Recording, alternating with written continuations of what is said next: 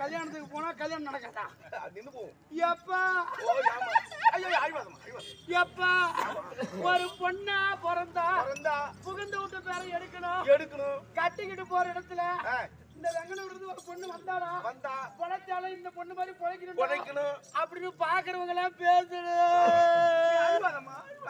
எப்பா என் பொறுத்தனை கட்டிட்டு போய் கொடுமை பண்றான்பா. என்ன பண்ணா? புள்ள 4 சேர்ந்தா நாசம் 3 சேர்ந்தா மோசம். அக்கம் பக்கம் பேசாத புள்ள குடும்பத்தை கெடுத்து போடுவாங்க. நீ டாப்பா போட்டுட்டு வீட்டுக்குள்ளே இருந்து என் பொறுத்தன் சொன்னாரு. நல்லதா சொல்லுகிறேன், வாயாலே சொல்லிருக்கிறாரு. எப்பா அவரு சொன்னாரா இந்த மாதிரி புருஷன் கிடைக்கிறதுக்கு நாம குடுத்து வச்சிருக்கணும் அப்படின்னு எங்க புருஷனுக்கு சோத்த போட்டு வேலைக்கு அனுப்பிச்சுட்டு டாப்பா போட்டுட்டு வீட்டுக்குள்ளேயே படுத்துரு. வீட்டுக்குள்ளேயே என்ன பண்றா என் புருஷன் வேலைக்கு போயிட்டு வந்தவன்ட்ட ஏன்டா உன் பொண்டாட்டி டாப்பா போட்டு வீட்டுக்குள்ளே இருக்கிறாளே இவ செல்போன்ல அவங்கிட்ட பேசுறாங்க என் குடும்பத்துக்கு கிடைக்கிறது எப்படி இருக்கிறாள் பாருப்பா வேற வீட்டுல இருந்தா தும்ப வருதான்னு 2 நாள் மல்லிகை கிடைக்கு மல்லிகை ஜாமான் வாங்குறதுக்கு போனேன் அந்த செட்டியார் மகாராசா நல்ல அண்ணனாச்சா என் பிள்ளை உன் புருஷன் குடிக்காரன் ஒரு தேர் நடந்தா கல்யாணம் பண்ணுவோம் குடிச்சுட்டு பெரியவங்களை ஒரு மரியாதை பேசுவோம் உங்ககிட்ட எப்படி குடும்பம் நடத்துறன்னு கேட்டார் என் அண்ணனாச்சா அப்படின்னு சொல்லிவிட்டு 2 வாரத்துங்கிறது 4 வாரத்தை பேசிவிட்டு ஒரு 6 சொல்லிவிட்டு வீட்டுக்கு போவேன் இதை என் நாத்தம் பிடிச்ச நாத்தனா கேட்டுவிட்டு என் புருஷன் வந்த உடனே ஏன்டா உன் பொண்டாடி சும்மா இந்த செட்டியார் கிடைக்க போறாளே செட்டியார வச்சிருக்கிறாங்கடாப்பா வீட்டுல படுத்தா மாமியா சொல்ல கடைக்கு போனா நாத்தனா சொல்ல அப்ப நான் யாருக்கிட்ட தான் போவேன் அதுக்கு தான் இந்த வெங்கந்தூர்ல இருக்கிற மயானத்துல இருக்கிற அந்த அங்காள பரமேஸ்வரிக்கிட்டயும் உள்ளூர் மாடி ஆகிக்கிட்டயும் என் புறத்துல வேலைக்கு போற இடத்துல எப்படி இருக்குன்னு தெரியுமா நாங்கன்ற மாதிரி நீங்களும் வேண்டிக்கிட்ட எப்போ அவன் தென்னை மரத்துல ஏறுவானா தேலு கடிச்சு சாவானா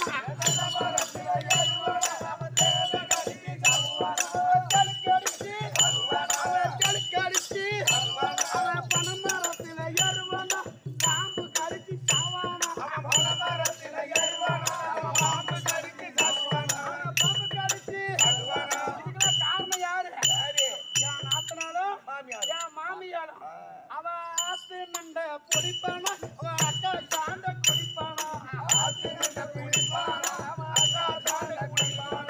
அக்கா சாண்ட கிணத்து நண்ட குடிப்பானா அவன் கழுவி சாண்ட குடிப்பானா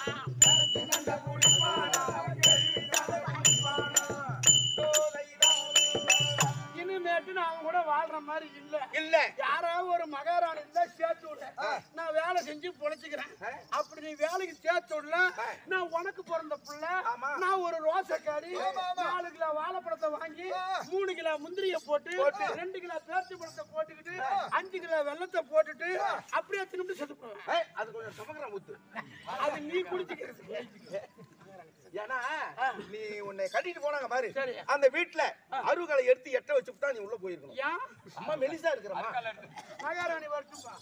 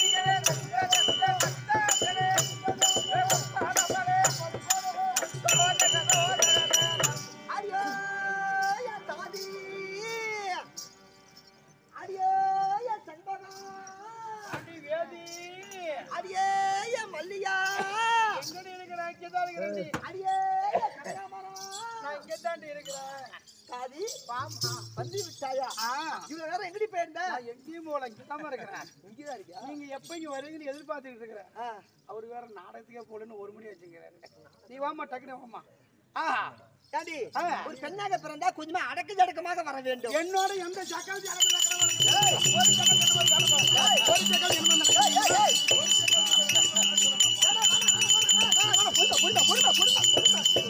பாப்பா குண்டா இருக்குது நவர மாட்டான்னு பாக்குறியா? நடக்க ஆரம்பிச்சுனா திருவண்ணாமலை பஸ்ஸுக்கார என்கிட்ட சைடு வாங்க முடியாது. அவன் என்னை சைடு வாங்கிட்டானா அந்த பஸ் இருக்காது, இல்ல நான் இருக்க மாட்டேன். ஏன்னா அந்த பஸ் மேல இடிச்சு அந்த பஸ் ஒருங்கி போயிடும். ஏண்டி இந்த உலகத்திலேயே என்னோட எவ அழகா இருக்கிறாளோ அவளுக்கு பூரா நாசமா போடுவாள். இருந்தாதானே நீதான் அழகு. ஐயோ என்னடி அப்படி கிடையாது. எங்க ரெண்டு பேர்த்த பார்த்தே இந்த குடிகார கட்டி தின்னு திருந்திக்கிங்க. இவன் புருஷன் பாரு எப்படி மாட்டி விட்டுருக்கான் பாரு. என் நக்கி குடிச்சு கம்னாட்டி முன்னாடி நிக்கிறேன் நான். இவன் கழுத்துல பாரு நகை எப்படி தொங்குதுன்னு. எவன் ஒருத்த பொறுப்பா இருக்கிறானா அவன் பொண்டாட்டி நல்லா பொறுப்பா வச்சுட்டு நகையை வச்சுட்டு நக்கி சேர்த்து மாட்டி விட்டுருக்கான். என் குடிகார நக்கியாரு குடிச்சு கம்னாட்டி நிக்க வச்சிருக்கான். நீ அப்படிதான் நிப்ப. நீ இந்த பனின்னு கூட காய வச்சது தெரியாது எடுத்து போட்டு. அதைத்தான் நானும் கேட்கறேன். ஒரு பெண்ணாக பிறந்து விட்டா அழகா தலை சீவி குங்குமம் வச்சு அழகா பூ வச்சுட்டு அடக்கஞ்சடக்கமா இருக்கணும். இது என்னடி இது? இதெல்லாம் ஃபேஷன். அது மட்டும் விடுங்க ஐயா. சரி வாமா. எப்ப நீ அங்க போகட்டும். இது என்ன சபை? லட்சுமி லட்சுமி பிறந்த சபை. யாரும் சொல்றா?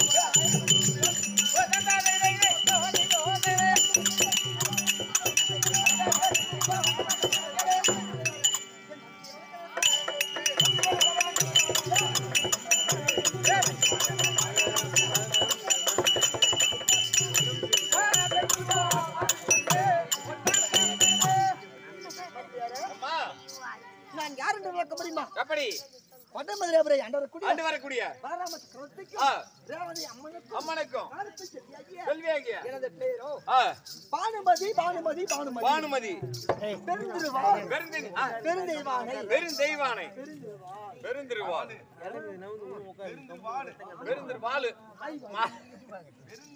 நீங்க வாங்க வந்து விட்டேன் ஏங்க நான் யாரை திருமணம் செய்து கொண்டேன் தெரியுமா? யாரு திவ்யா தஸ்ராவர்த்தை ஆண்டக்கூடிய டில்லி பாட்சா. ஆமா அவர்தான் அவர் சொல்லலாமா? சொல்லக்கூடாது. ஆமா துரியோதன மகாராஜ். அன்னவரை திருமணம் செய்து கொண்டு எங்களுக்கு எந்த ஒரு குறையும் கிடையாது. ரொம்ப சந்தோஷமா இருக்கும். ஆனா எங்க எனக்கு கொழுந்தனார் வந்து எத்தனை பேர் தெரியுமா? எத்தனை பேர் கொழுந்தனாரு? 99 பேர். அப்பா ஆமா வாரங்கத்தி 99 பேர்கள். ஒன்னு சேர்த்தா 100 பேர்கள். அதாவது எங்க குடும்பத்துல பெருத்த குடும்பம். ஆமா சமையல் ஒரு நாளைக்கு செய்யுமா சாப்பாடு. அந்த அரிசி களையும் தண்ணி. அந்த தண்ணி இப்படி சாச்சி விட்டால் அரகாணி பாயும். தண்ணி பஞ்சமா இருக்கு. எங்க பக்கமா தண்ணி இருக்குது. ஆமா அப்படி ஒரு பெரிய குடும்பம். ஆமா எந்த கஷ்டம் கிடையாது. ரொம்ப சந்தோஷமா இருக்கும். ஆமா ஆனா இந்த தினத்தில் இதோ மீன் தெரிவிக்கின்றோம்.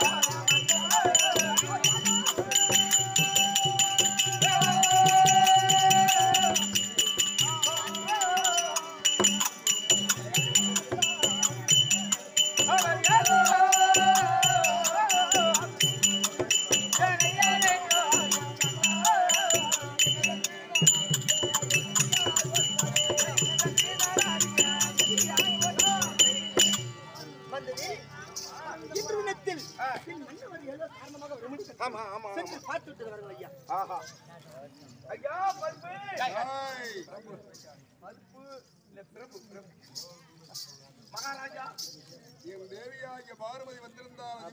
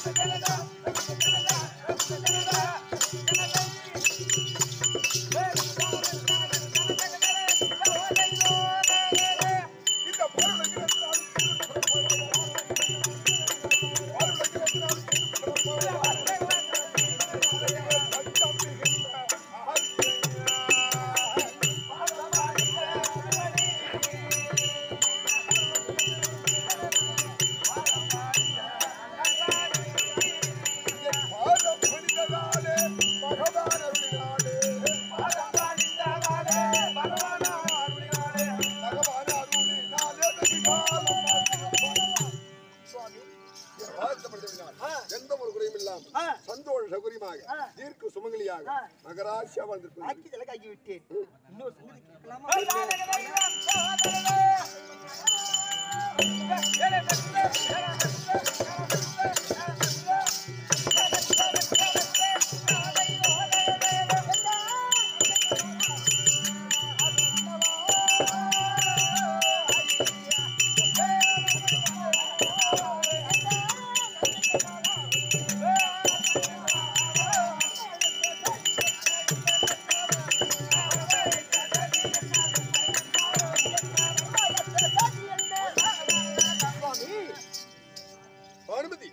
ஆலயத்தில் அங்கமரமாக இருந்த என்னை எதற்காக அழைத்து என்ன காரணம்?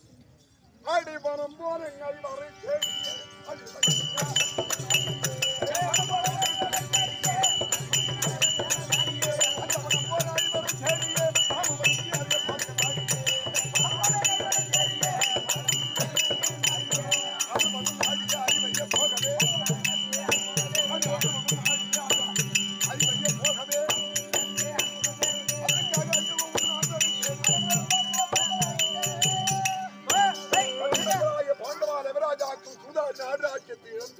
நம்மால் இடப்பட்ட கடல பிரகாரம் அனுபணமாகி ஆரண்யம் சென்று சரியாக 6 வருடம் பூர்த்தி ஆகிறது. என்ன அதுக்கு அதனால பாண்டவா ரவிராஜாக்கு நாம் எல்லோரும் என் தம்பிமார்கள் உங்க ஓரகத்தி என்ன இவ்வளவு நாள் பாண்டோம் அன்றைக்கு நீங்களும் தனியா போய் தேடுறீங்க, அதை பண்ற இதை பண்ற, நீங்க எதையுமே பண்ணலன்னு சொன்னீங்க. அதனால எல்லாரையும் உங்களையும் கூட சேர்த்து கூட்டி போறேன். இது கரெக்ட். அங்க சென்று ஐவராஜாக்கள் உயிரோட இருக்காங்களா செத்து போயிருக்காங்களா செத்துட்டாக்கா அவங்களுக்கு செய்ய வேண்டிய பங்காளி தீட்டு கழிக்கணும். அங்க கழிக்கணும்ல. ஆமா, ஈமச்சடங்கு கர்ம காரியம் காசுப்பு தல எல்லாத்தையும் முடிஞ்சு கறி கை ஆகி தின்னுட்டு உயிரோடு இருந்தா நம்மை பார்த்து வெக்கி தலை குனிந்து அவர்கள் நாக்க பிடிங்கிட்டு ராஜ போஷணமாக நாம எல்லாம் சாப்பிடணும். நாம சாப்பிடாம பார்த்தாங்க அப்படி வெக்கி சாவணும். அதனால இன்னும் இருக்கக்கூடிய என் தம்பிமார்கள் ஓரகத்திமார்கள் எல்லாத்தையும் சீக்கிரம் விட கூட்டி வரங்க. கூட்டி வரங்க. திருச்சாதனபுரி தர்பார்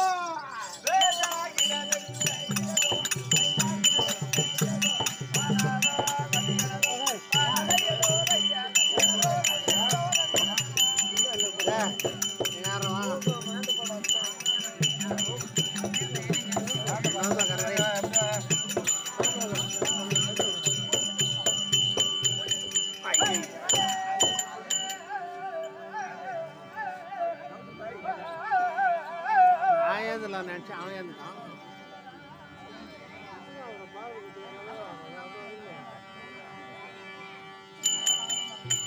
Bye.